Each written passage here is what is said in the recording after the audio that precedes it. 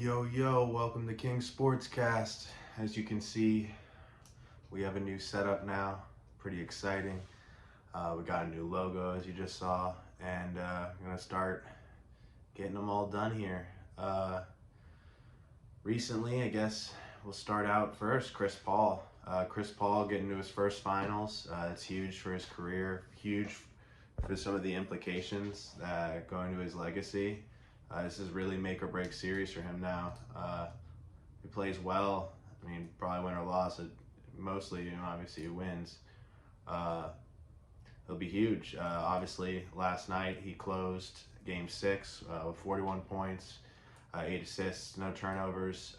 Huge night. He went 7 for 8 from 3 after being 0 for 9 for the last couple games. So that was a huge moment and huge for him to close out the series like that. It really sets the tone going into the finals, and he has an amazing opportunity with the injuries and the situations that he has. It's probably his best opportunity maybe going forward, depending on where he signs after this year. Does he stay with the Suns? Does he go somewhere else? That's another question for another day.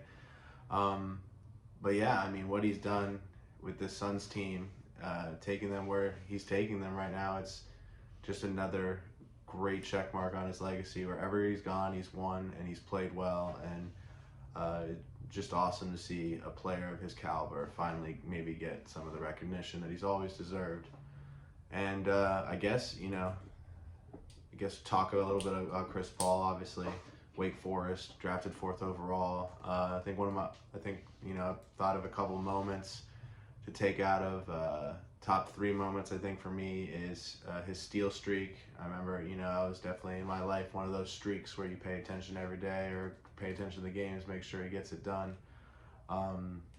His game-winning shot against the Spurs, that probably his clutchest singular shot that he's ever shot. Obviously a series ender is always going to be up there. And then last night with the Game 6 is definitely, his career mark game. I mean, he just absolutely took it over. He went crazy, and it was mostly in the second half. I mean, he didn't have a lot at the break, so that was incredibly huge going forward. Oh, just noticed that. There we go. There's the logo. Look at me screwing up there. Got the logo for what? Yep, that's the new logo. You probably saw it in the entry of the video. But yeah, so.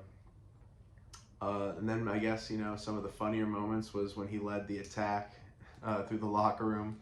Probably one of the funnier sports moments, being like the main guy to go to take care of that. And then getting crossed up by Steph Curry is probably his, I guess, if you wanted to say negative. But I mean, he's on the wrong side of history in that moment. Because that's probably Steph's, one of Steph's greatest dribble moves that he's performed in a game. Yeah, I mean, I've said this whole playoff run that I was pulling for Chris Paul early. I just thought that would be awesome. It's kind of like a Dirk Nowitzki situation. Like, you want some guy who's really been an all-time great to kind of like get that championship, monkey off his back or whatever. So that's huge, and it's good for him and good for State Farm, right? Going into the finals, whoever he faces, he really has to get the job done. So I'm excited to see if he can. I'm pulling for him for sure. And Suns in 4, baby. Suns in 4. Next, I guess in the sports realm we could talk about is Shohei Otani is absolutely been going crazy the last couple weeks, not even the last month. He's proven he's probably the greatest talent that's ever played baseball at this point, with his pitching ability. Like, we've never seen. This is Babe Ruth stuff. This is you can't even imagine it. Babe Ruth was always almost fictional to me, like, to think that he could be that good pitching and hitting, but he's doing this real time, real life, which is incredible to see someone just do that. It's like it's like playing the show, like, and playing the game, it's not even realistic. Like, some of his performances, and he's young. He's still going to keep getting better, hopefully. So it's honestly mind-blowing, and baseball is in a really good position right now. And the Angels are actually kind of doing well. And then another thing with baseball is the Red Sox are back, and I actually got to go to a Red Sox-Rays game, and it actually happened to be the debut of Wander Franco. And I got videos. I'm going to put it on my Instagram and my Facebook. I actually got a video of his debut home run, and it was really cool to go and see. It was an 11-inning game, so it was long. It was like, I don't know, it was a crazy, awesome experience. Got really good seats. Obviously, a plus of going to the Trop compared to Fenway, but definitely he's the real deal. From what I've seen, just his plate presence. I mean, it's not only the home run. He had a double. He had a walk. He almost hit another home run at the warning track. And yeah, his plate presence already at that age is honestly incredible. And hopefully the Rays know what they have. And I mean, it's sad to say, but you know, there's a good chance he doesn't play in a Rays uniform long term.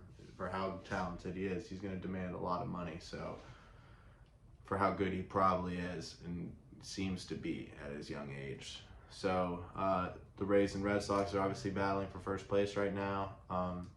Yankees are going through it, but I think baseball as a whole is really, is turning around this year. It's had a great year.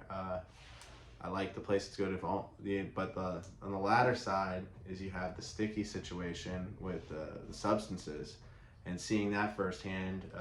They checked every Red Sox pitcher every time, made them take the belt off, do all that, and they really don't seem like they have an understanding of really how to attack this or what is even the problem or care. It feels like a straw man's act. Like they're just pulling out of nowhere, just hope to hit something, but they don't even really know what they're doing. It's just like with the steroid thing, and Ron Manfred's been the worst commissioner in sports going through this stuff, and I think that's probably the first move they need to go. But changing commissioners is never easy, or what they need to do is never easy, but it seems like they don't the Max Scherzer example, that it's like almost comical, like to how they don't even know what they're doing. So I think baseball's in a good place, but they're also going through what it seems like, and obviously some of these pitchers, Garrett Cole, and they have not looked good going through this. So I don't know how to act it. I know you want to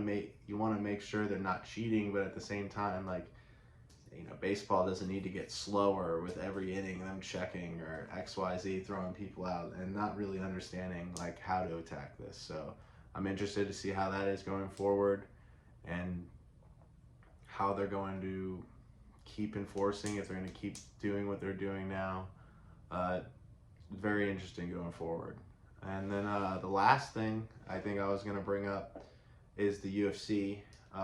We don't have a fight till the Dustin and Conor trilogy, which I'm excited. It's a huge implications for both fighters. I mean, Poirier would be the first fighter to take out Conor twice, and Conor's first opponent to lose to twice, or Conor comes back.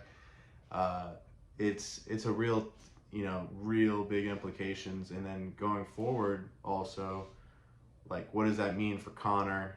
Does Conor, he loses, is that the last we really see of big fight? He obviously is always going to pull numbers and make money, and we know that, but I mean, he's going to keep getting fights, there's no doubt about that, but we definitely see him in a different light going forward if he loses the trilogy against Dustin.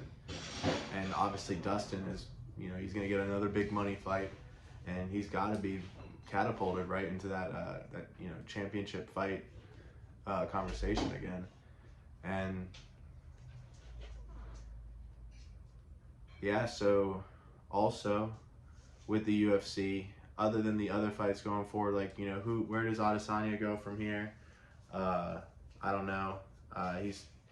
He's definitely exhausted all his opponents. I feel like he's just such mastery in his weight class. Who he fights next is, I guess, whoever he wants. I don't really see it yet. Probably has to go Whitaker again. I feel like, just squash that bug while you can. I don't know if it's the biggest fight, pay-per-view wise, but, just keep squashing him. And I'm sure he's going to try and, do the jump again eventually. But I think right now he just needs to just keep cleaning his weight class out and keep being Israel. Yeah. And then John Jones. Do we see John Jones this year? I would like to see John Jones at heavyweight. The pictures of him looks like he's good, but I don't know if he doesn't look like he's gonna fight this year. And whose opponent is, that's kind of like tied back to this UFC pay, is the UFC not paying their fighters enough? Like, you see the Francis Ngannou thing where Derek Lewis and Sergio Gain is fighting, and I get, like, where does the UFC start paying them more? Like, is it, I don't know, the UFC seems like it was a great product going through the pandemic, and they were clearly the best sport at going through that, and they host great events, and they definitely have great exposure, but their average pay is near the WNBA. So you're like a top 4 or 5 sport entity in the world, and you're paying, I don't know, it just doesn't seem like the numbers are adding up. Jake Paul's been exposing this. As you know, the MMA world hates him, but he has been exposing the UFC fighter pay. He just covered that fighters camp. So that's kind of huge. Where does the UFC go from here? Obviously, they can't just pay everyone millions of dollars, because it's a lot different than the other sports. But I mean, they have to make sure that their fighters aren't, going broke. Like, it's kind of embarrassing. Yeah, and I guess that's all I have for today. We're gonna be making more content, more episodes gonna be coming out soon. Super excited about it, and I hope you guys, come hang out. Other than that, we got the Porgan shirt. If you're interested in any Porgan apparel, just hit me in my DMs and I'll guide you there. Other than that, have a great day. King Sportscast out. Peace.